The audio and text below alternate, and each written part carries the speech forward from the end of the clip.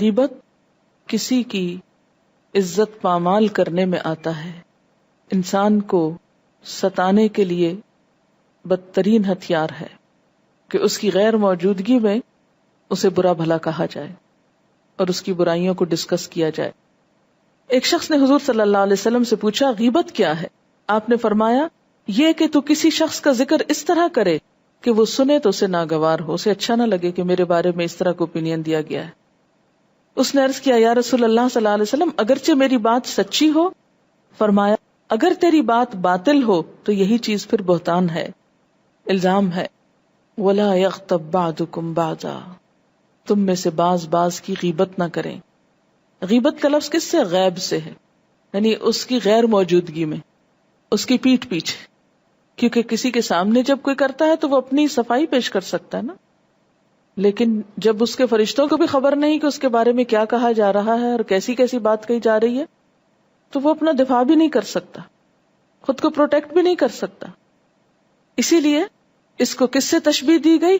مردہ بھائی کے گوشت کھانے سے، کیونکہ بھائی جب مر جاتا ہے تو اس کو انگلی کو چھری سے کاٹے یا کچھ اور کہیں سے کاٹے تو وہ کچھ بھی نہیں کر سکتا نا، مرا ہوا انسان تو ہاتھ نہیں ہلا سکتا۔ تو غائب انسان مرے ہوئے انسان کی طرح جو خود کو پروٹیکٹ نہیں کر سکتا، پوری طرح دوسرے کے رحم و کرم پہ ہوتا ہے نا۔ تو مرے ہوئے انسان کے ساتھ انسان کا معاملہ کیسا ہونا چاہیے؟ ہمدردی کا نا۔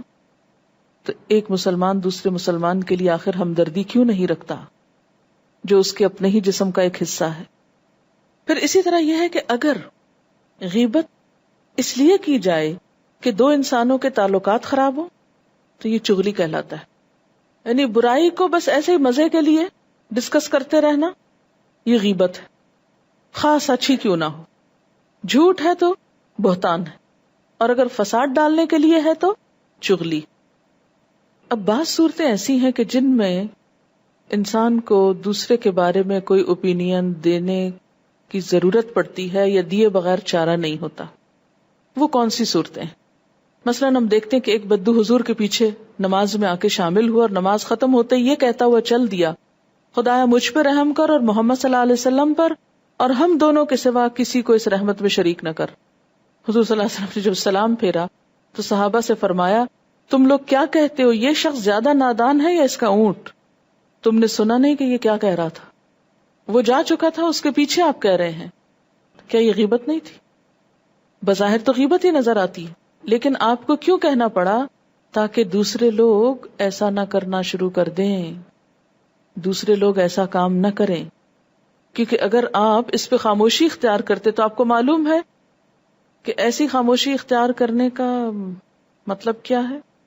آپ کی خاموشی کیا ہوتی تھی؟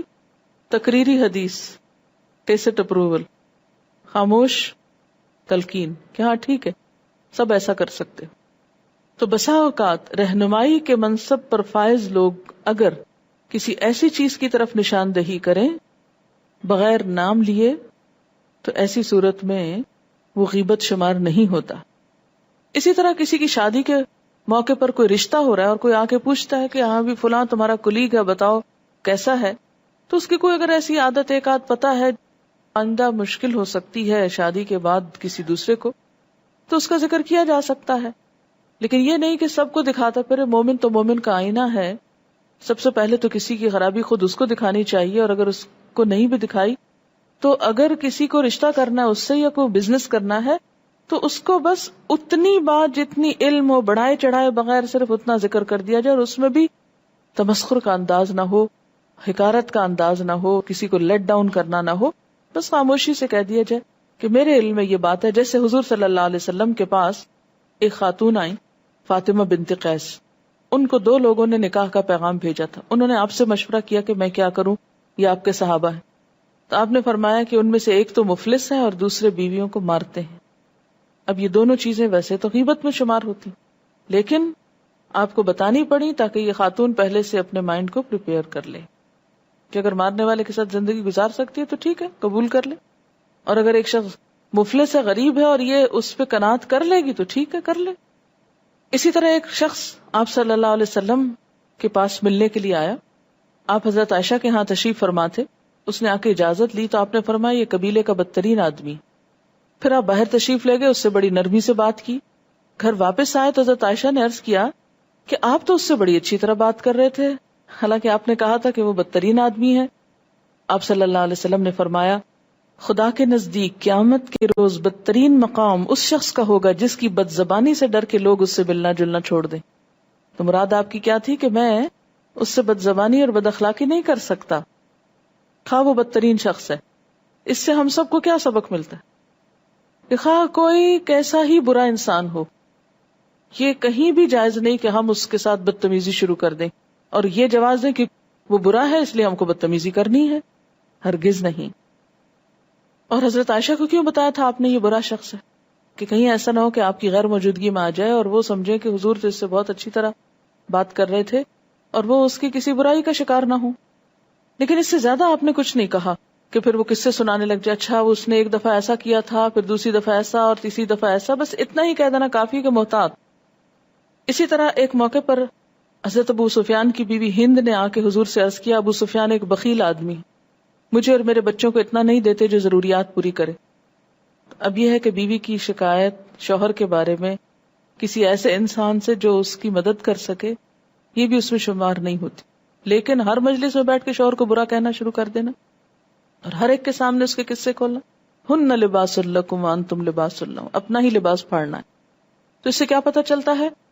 اگر مظلوم کسی ظالم کی شکایت کرتا کسی عدالت میں جا کے تو غیبت نہیں شمار ہو۔ اسی طرح اگر اصلاح کی نیت سے کسی ایسے شخص کا ذکر لوگوں کے سامنے کر دیا جائے جسے لوگ فالو کرتے ہوں، جس کو کاپی کرتے ہوں، اور اس بات کی طرف جو سب کے سامنے بھی ہو، مثلا ایک شخص غلط قرآن پڑھتا ہے اور آپ جانتے ہیں اور کوئی شخص اس کے پاس پڑھنے کو جاتا ہے، تو آپ اس کو بتا سکتے ہیں کہ ذرا محتاط رہنا کہ یہ اور یہ چیز جو ہے یہ درست نہیں، تاکہ یہ غلطی نہ سیکھے۔ لیکن مزید کہانیاں من گھڑت سچی جھوٹی کچھ اور پھیلانا شروع کر دیں، یہ درست نہیں۔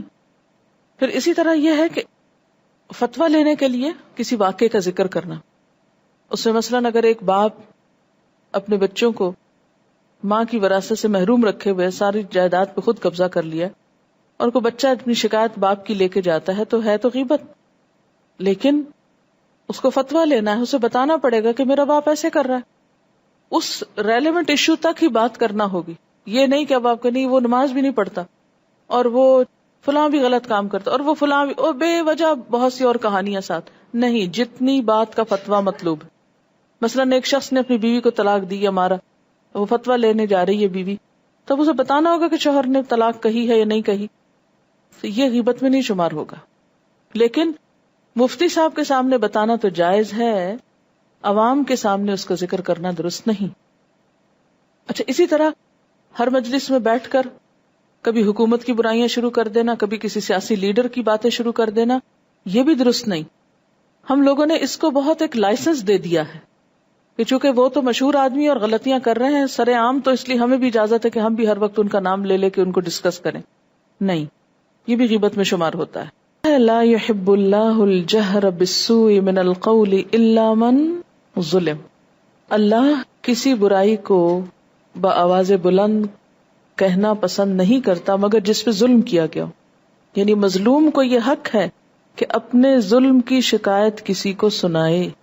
جیسے تفسیر میں بھی میں نے آپ کو بتایا تھا کہ مظلوم ظالم کے خلاف فریاد کر سکتا ہے، مقدمہ دائر کر سکتا ہے، حق مانگ سکتا ہے، اس ظلم کو رکوانے کے لیے مدد طلب کر سکتا ہے، لیکن ایسی باتیں ہر مجلس میں کہنے اور اخباروں میں چھاپنے کی نہیں ہوتی۔